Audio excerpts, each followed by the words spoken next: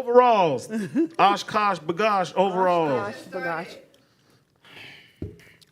Yeah, thank you, Kiana.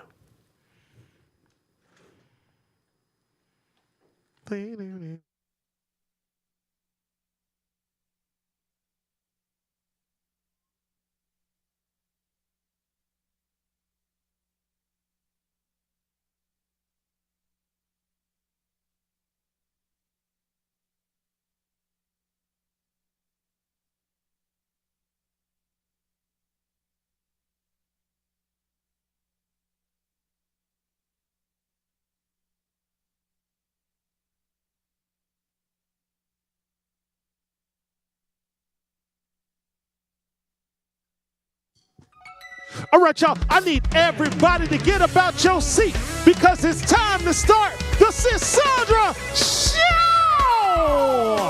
Oh, yeah.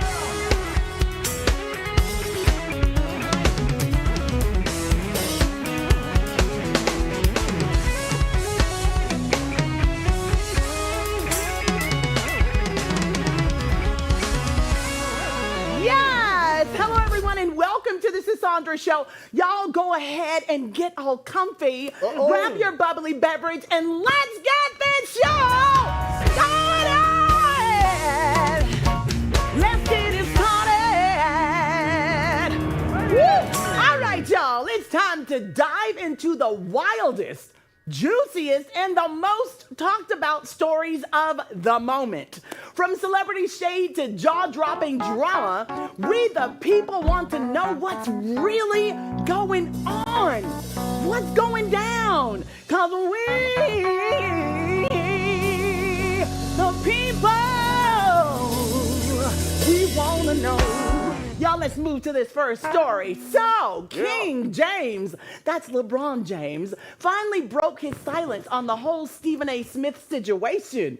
And let's just say, he did not hold back. While chatting on the Pat McAfee show, LeBron called out Smith for running around addressing their viral courtside moment like he's on tour.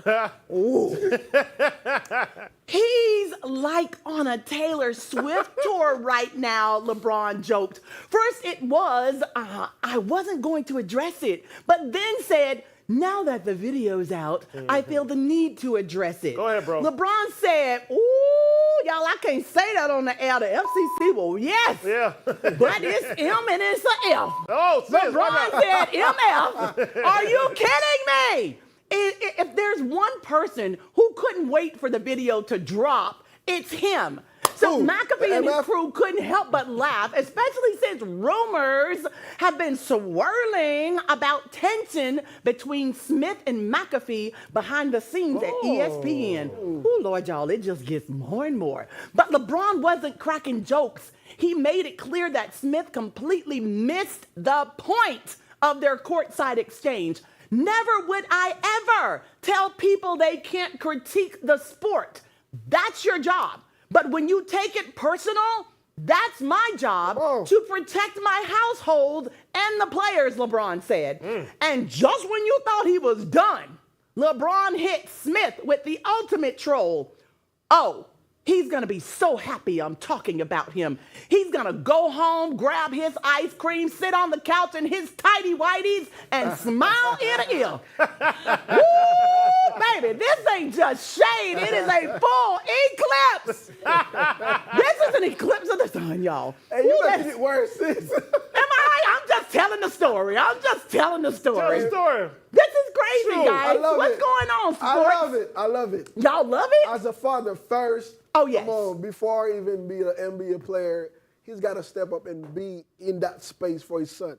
Because like you said, if you take it personal, of course he's going to step up and be the father that he needs to be. And I think that's what happened. I ain't mad about that. As a father first, I ain't mad about so it. that makes you an FF and not an MS. That makes you. You're FF. What's an F? What's going on? Whoa, what is that? Like, what is... Ew. Tech. Ooh, what is going on? Male or female, has a tremendous advantage over a well-educated white person. And I felt that for a long time. And I hope that anybody in the audience that's black and is watching can hear me say this, and I'm talking now as a person that employs thousands and thousands of people. A well-educated black has a tremendous advantage over a well-educated white in terms of the job market. And I think sometimes a black may think that they don't really have the advantage or this or that, but in actuality, today, currently, it's a great. I've said on occasion, even about myself, if I was starting off today, I would love to be a well-educated black because I really believe they do have an actual advantage today. Enough said. On to the next news. Let's go on to the next story, y'all. I'm sorry for that interruption, but you know what? I think I actually agree with him on this one. So let's talk about Bishop, T.D. Jakes. Pastor Jakes. He came out and let us know, let us know what really happened the day he was giving a sermon and had us all worried. Y'all check this out. Didn't really realize what was happening to me on stage until I got to the hospital, and the doctor leaned over my ear and said, "You'd had a massive heart attack." And the reason I didn't realize it is because I had none of the symptoms that they say, no numbness, no sharp pain, no anything. I just kind of drifted off to sleep. I didn't know what it was, but I almost died. Massive heart attack. He said 5 minutes later I'd have been dead on arrival. The right side of my heart had completely stopped getting blood at all. And as long as I was up preaching, I felt fine. But when I sat down, the adrenaline dropped, and it exposed the fact that I was preaching with half of my heart closed. When I tell you Pastor Bishop Jakes was saved by the grace of God, they said 5 more minutes and he would have been gone. We literally watched this man have a massive heart attack. And all I can say is, won't he do it? If anybody can save you and get you somewhere in time, it's gotta be nobody but Jesus. Wow. So guys, did y'all know about this? Did y'all hear about the massive heart attack? I saw it as it was circulating social media, but I didn't see this recent interview to know that that's exactly what it was. I still had no idea what it ever was. And he's been back since then. He's been back. And so it's so unbelievable because people tell you like, okay, these are the signs if you're having a heart attack. And then you have someone that had one and then talks to you and tell you, I had no signs. No signs at all. He preached. This is scary. He preached a sermon with half of his heart blocked by a blood clot. That is He very had scary. a clot in his heart. That is But very no, scary. ooh, child, when Jesus goes before you. Won't he do it? Ooh, won't he do it? Yeah. Oh, don't get me started. All right, so listen, we're going to move on to this next story, y'all, because today we have a guest who knows firsthand the challenges of battling sickle cell anemia. And believe it or not, there's a well-known public figure who has been battling the same challenge. Y'all check this out to get a deeper insight into today's topic.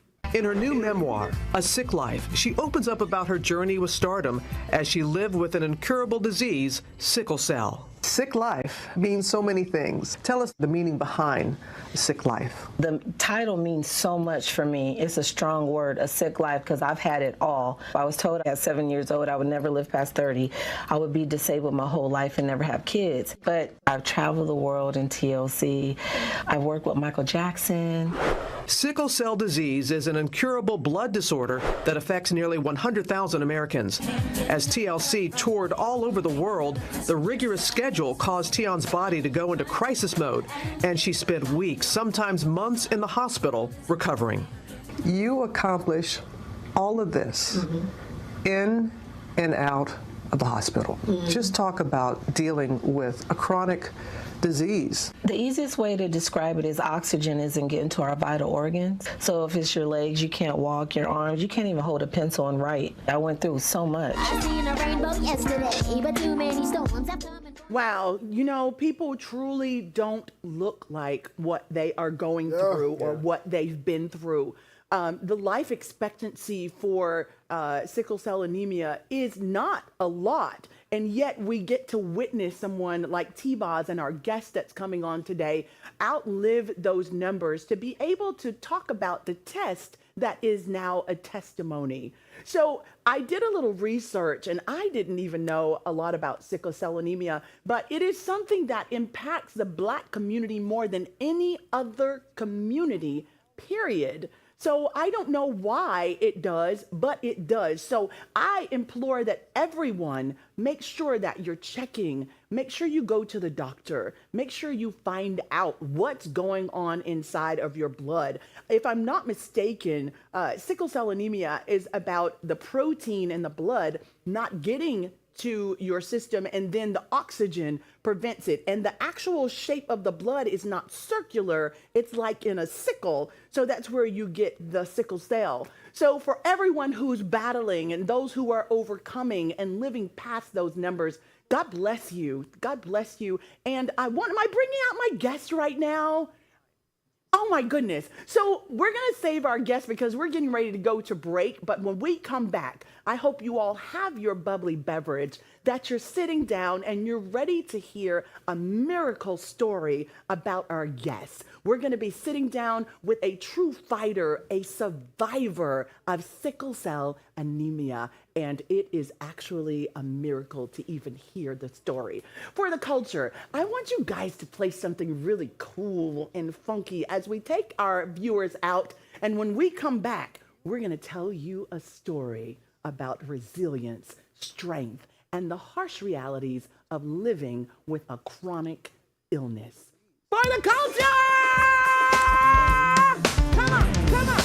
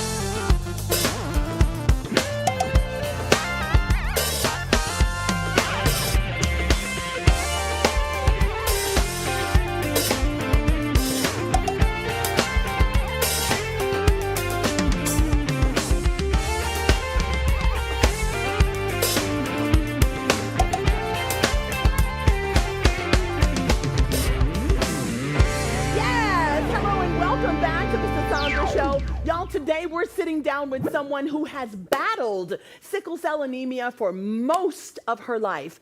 Despite being told she wouldn't live past 13, she's proven the doctors wrong. Y'all get ready for a powerful conversation about resilience, strength, and the harsh realities of living with a chronic disease. Please welcome to the Lavender Couch, the one and only Miss Kinni Cromartie.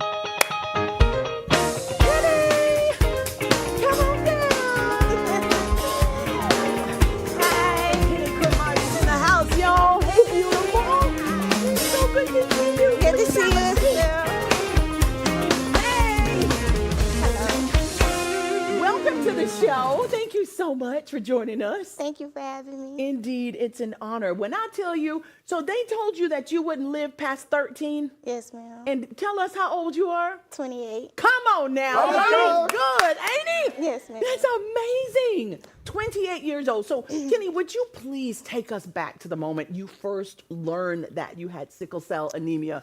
Were you too young to understand? Or was there a specific conversation that made it all real for you? Well, I was 7 when I learned out, when I had my first acute chest syndrome. Oh my goodness. And I ended up like having pain all over. Yes. And my mom took me to the hospital. And I ended up having to get a blood transfusion, and they admitted me into the hospital. At 7 years old? Yes, ma'am. Oh my goodness. And then after that, that's when I started reading more about it because I didn't know about it as much. Right. Because my mom was over like all my meds and stuff. So when I got older, I started reading about it. And I started having like more crises. Really? Because of certain medicines. And then I ended up getting on this medicine called hydroxyurea. And it slowed it down, but the medicine is for cancer patients. Really? So when I was taking it, I'll have reactions to it, like throwing up. I couldn't take it in the morning. I couldn't take it at night. So I had to get off of it, and my crisis started back. Really? So it would control it, but would also make you sick. So it fixed one thing, but then it causes a problem with something else. Yes, ma'am. Now, when you have to go to the hospital, when you have a crisis, do you have to have a blood transfusion every time? Not every time. Okay. So why do you think they chose to do, when do they choose to do your blood transfusions? They'll do it if my hemoglobin is lower than 7. For someone that doesn't have sickle cell, their hemoglobin will probably be like higher, like 10, 13. But with sickle cell, your hemoglobin can't go no higher than 9. So your hemoglobin cannot go higher than 9, and if it gets lower than 7, then they want to do a blood transfusion on you. My goodness. So they told you that you wouldn't live past 13. We know that you proved them wrong on that. Yes. What was it like growing up with that weight on your shoulders? You were so young. I was very Did young. your parents even tell you that they gave you a life expectancy? My mom. Your mom told you? Yes. Now my Brave mom, woman. Beautiful woman, She too. walked me through it a lot. She did. Yes, ma'am. She That's walked me through beautiful. a lot. And then most of the times when I'm in the hospital, she's there. So she would always encourage me to drink water. Yes. Make sure I don't exercise too much, because exercising is too much weight. It can trigger. It can trigger it. Yes, ma'am. Really? So how do you know you've exercised enough and don't push it? Well, I don't exercise.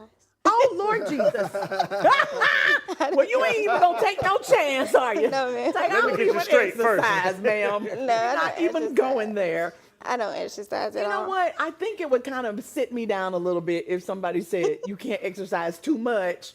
And then it's like, well, what's too much? Because I'm not trying to go there, Yeah. right? Yeah. Oh, my gosh. But I do drink water, though. I'm so glad you drink I water. drink water. Oh, my goodness. I do drink water. So would you please walk us through, Kinni, a sickle cell crisis? What does it feel like? What's happening to your body in those moments? Okay, well, before I get mine, I'll have a sign, like my face will start hurting first. Like my jawbones. My jawbones will start hurting, or like in my legs. But it feels like, have you ever broken a bone? Yes. It's like you're breaking the same bone over and over and over again. It's very painful. It just feels like you're breaking. Yeah, it's only in the joints. So like you only feel it in your joints. Bones. Yes, ma'am. Wow. It's like it's constantly in the same spot over and over again. But you really have to be tough to battle with it. Yes, you do. You have to, and yes, you are. Have a strong mindset. Yes. Because it could weigh you down a lot. But that's how it feels. But thank you so much for sharing that, because we have no idea. Like when you found out you had it and you had to do some research as you got older to find out about it. Ma'am. Today I did a deep dive to try to understand what you're going through. And even after reading, sitting here and speaking with you is like a whole nother story, to hear the truth about where it comes from, what triggers it, all of those things. So I just want to say to you that you are brave, that you are an overcomer. And just coming here on the show to share your story with people, it will certainly resonate with them, and it will help change lives and the understanding of what sickle cell anemia is. So thank you for that. You're welcome. Yes. So you've spent a lot of time in hospitals, but instead of finding relief, you've often been met with judgment. How have doctors and nurses treated you when you've been at your most vulnerable state? Well, I get a little emotional, but I want to say about 3 years ago, I ended up going to the hospital, and it was a Caucasian doctor. He walked in the room and he was like, I'm tired of seeing your face. Oh. Yeah, and I was like, huh? He was like, at this point, you're just a drug seeker. What? Yeah, and I was shocked, because it's like, I can't help it. That's the only thing that, helps with sickle cell is oxygen, fluids, and pain medicine. So I was shocked for a minute, and I called my mom, and I was like, Mom, this doctor just said this to me. And she was like, well, what are you going to do? So I ended up leaving. And when I left, I ended up having to go back, because if I'm not mistaken, I ended up having an acute chest syndrome. And when I went back, the same doctor was there. Oh my God. But I told them, like, I just had a run-in with him. I don't want to see him. And at hospitals, you can't pick and choose who you want to be your doctor. Oh, okay. So I had to wait until he got off. And then I signed back in. And when I signed back in, they did my blood work and everything. And they seen that I was going through a acute chest syndrome. You were going through a chest what? Acute chest syndrome. It's when, like, you have to be, well, from my eyes, I've had to be on life support. You've had to be on life support. Yes, ma'am. Oh my goodness. And you're a miracle. It's judgmental, because they only think that you want pain medicine. But you're in pain. Yeah. And it's not pain that you can visibly see. It's like, if you break your hip, if you break your foot, if you break whatever, then people are like, oh my God, they're broken. Yeah. But why, when you can't tell that someone's broken on the inside and hurting, and you're passing judgment, I would imagine that that's not something doctors should be doing. It's unethical. Yes. It goes against everything they get their license to practice for. Yeah, it's very judgmental. Like, I'm so sorry. Very. So, can you tell me, what would you say to the younger you, the survivor that you are now? You look back at that younger Kinni, that little girl, what would you say to her? Listen to my mother. Listen to your mama. Were there times when you didn't listen to your mama? Yes, ma'am. Really? A lot. A lot? Oh my God, Kinni! Was there a reason why? Do you look back now and say, well, I was like that, Mom, because I didn't know how to express myself. I didn't like how I was feeling, so you took it out on. We normally hurt the people that we love the most, they say. I feel like I was like that because I always wanted to be normal. But normal is overrated. Okay, I love that. Did y'all hear that? She said she always wanted to be normal, but normal is overrated. I'm with you on that. Yeah, so. And so what do you want to be now? What have you decided that you want to be? Well, right now, I just want to be me. Yes. Like, I know I have to drink water. I know I have to eat right. I know I have to make sure I'm doing for me because I have a little one. So you do? Yes. You had a baby? Yes. That's amazing. Congratulations. Thank you. That's amazing. And now you get to take all that love that you have and share it with your little one. Girl or boy? A boy. A boy. Yes, Congratulations. How Thank old you. is your son? He's 4 months. 4 months? Yes, ma'am. Girl, you ain't supposed to be out the house. Oh my God. You don't look like you just had a baby. Congratulations. Thank you. Indeed, indeed. Thank you again for sharing your testimony with us. We are so grateful for you visiting with us. And to our viewers, thank y'all so much for tuning in. I hope that the story today has helped you or someone that you know. And if not, we pray that you will continue to pray for our guest, Kinni. We'll see you all back here tomorrow at 7 p.m. God bless you. For the culture. All right. Come on. Now everybody just scan that QR code at the bottom of your screen. Because we've got so much more exclusive content for you right here, only on the Sisaundra Show. Y'all tune in next time. And again, we'll be right here waiting on you, only on the Sisaundra Show.